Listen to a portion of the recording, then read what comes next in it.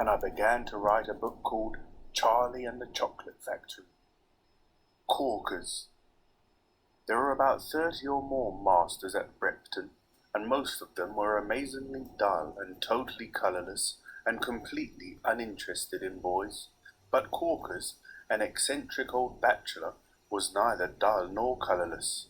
Corkers was a charmer, a vast ungainly man with drooping bloodhound cheeks and filthy clothes. He wore creaseless flannel trousers and a brown tweed jacket with patches all over it and bits of dried food on the lapels. He was meant to teach us mathematics, but in truth he taught us nothing at all, and that was the way he meant it to be. His lessons consisted of an endless series of distractions, all invented by him, so that the subject of mathematics would never have to be discussed. He would come lumbering into the classroom and sit down at his desk and glare at the class. We would wait expectantly, wondering what was coming next. "Let's have a look at the crossword puzzle in today's Times," he would say, fishing a crumpled newspaper out of his jacket pocket. "That'll be a lot more fun than fiddling around with figures." "I hate figures. Figures are probably the dreariest things on this earth." "Then why do you teach mathematics, sir?" somebody asked him. "I don't," he said, smiling slyly. "I only pretend to teach it." Corkers would proceed to draw the framework of the crossword on the blackboard, and we would all spend the rest of the lesson trying to solve it while he read out the clues. We enjoyed that. The only time I can remember him vaguely touching upon mathematics was when he whisked a square of tissue paper out of his pocket and waved it around. "Look at this," he said. "This tissue paper is 1/100th of an inch thick. I fold it once, making it double. I fold it again, making it 4 thicknesses.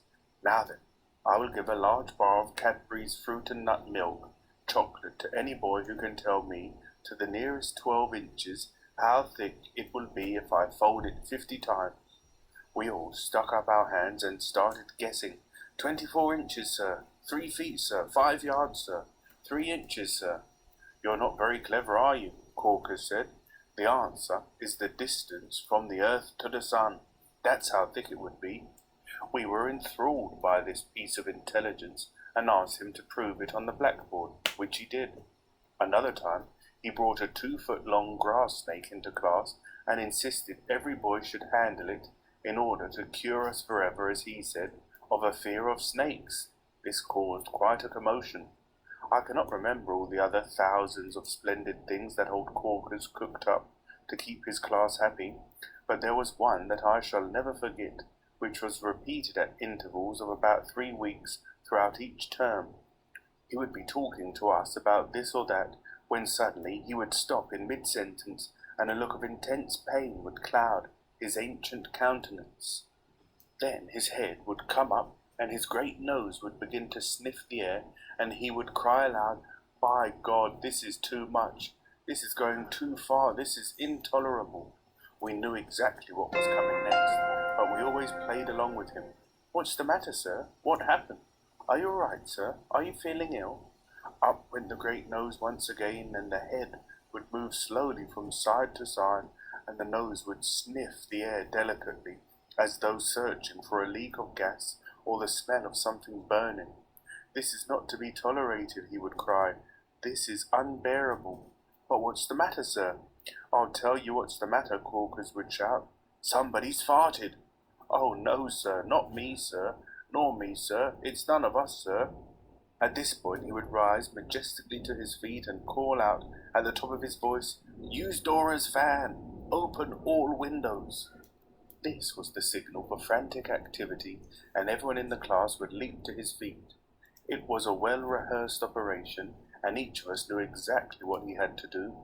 4 boys would man the door and begin swinging it back and forth at great speed. The rest would start clambering about on the gigantic windows which occupied one whole wall of the room, flinging the lower ones open, using a long pole with a hook on the end to open the top ones, and leaning out to gulp the fresh air in mock distress. While this was going on, Corkers himself would march serenely out of the room, muttering, "It's the cabbage that does it. All they give you is disgusting cabbage and Brussels sprouts, and you go off like firecrackers. and that was the last we saw of Corkers for the day. Fagging